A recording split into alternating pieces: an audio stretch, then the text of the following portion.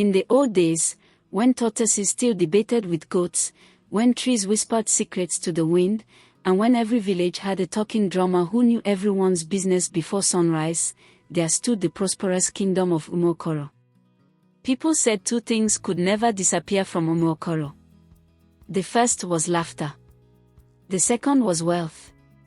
Every compound had young barns taller than elephants. Goats were so fat they looked like they had swallowed pumpkins. Even the village dogs barked with confidence because nobody went hungry. At the center of this beautiful kingdom ruled King Odogwu Nnanna, a wealthy monarch who believed one dangerous thing. Nothing can ever change my life overnight. Whenever the elders warned him that fortune had legs, he laughed. Does a baobab tree wake up as grass? He would ask. The palace erupted with laughter. But among the elders sat one old blind woman called Mama Ejiro. She never laughed. Instead she quietly said, "My son, the greatest pain to the human mind is a great and sudden change. Wealth has no permanent address." Nobody listened. They thought old age had finally defeated her senses. Little did they know. Fortune was already packing her bags. Every year Umuokoro celebrated the festival of New Yam. It was bigger than Christmas. It was louder than a political campaign. It was more colorful than Lagos traffic. People arrived from hundreds of villages. Masquerades danced. Children chased monkeys. Women argued over whose soup smelled better. Old men lied about how strong they used to be.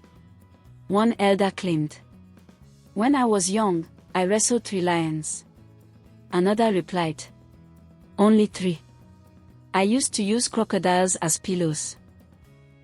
Everyone laughed because everybody knew old men never wasted an opportunity to exaggerate.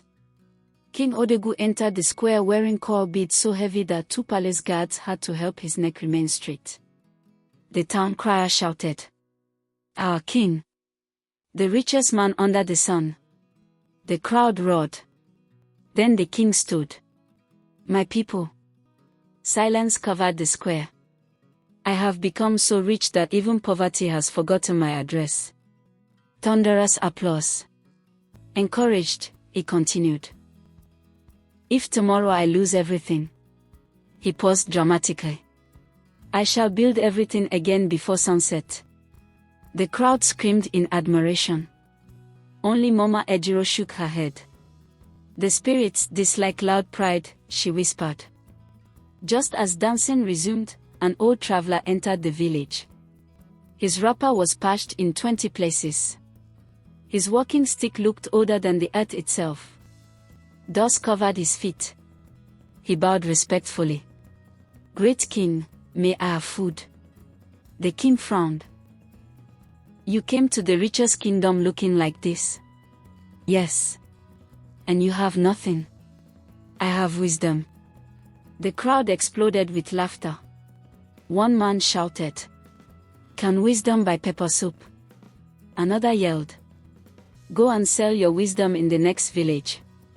Even the palace guards laughed so hard one nearly dropped his spear. The traveler smiled. "I have traveled many kingdoms. So, I have buried many rich men." Silence. He continued calmly. "I have also buried many poor men." Still silence. "But do you know the difference?" Nobody answered. The poor expected change. The rich never believed it would come. The king laughed louder than everyone. "Old man." "Yes. If you can predict tomorrow, tell us what will happen." The stranger looked directly into the king's eyes. "Tomorrow." The entire village leaned forward. "Before the cock crows 3 times. He paused. "Your kingdom will discover that fortune changes clothes faster than lightning." People booed. Someone threw a roasted corn. Another shouted, "Madman." The king ordered the guards, "Give him food." The crowd smiled. Then he added, "And escort him out before he infects everyone with bad luck." The stranger accepted the food. Before leaving, he said only one sentence. The pain is never losing riches. The pain is how quickly the mind must accept a new reality. Nobody understood. That evening the palace overflowed with music. Palm wine flowed like a river. Goat meat disappeared faster than politicians' promises. The king danced until midnight. He slept smiling. He dreamed of building another palace made entirely of ivory. But while everyone slept, dark clouds gathered. The wind became strangely cold. Dogs stopped barking. Owls refused to fly. Even the crickets became silent. Then, from somewhere deep inside the royal treasury, a loud cracking sound echoed. No one heard it. Not even the guards. By sunrise, nothing in Umuokoro would ever be the same again. To be continued.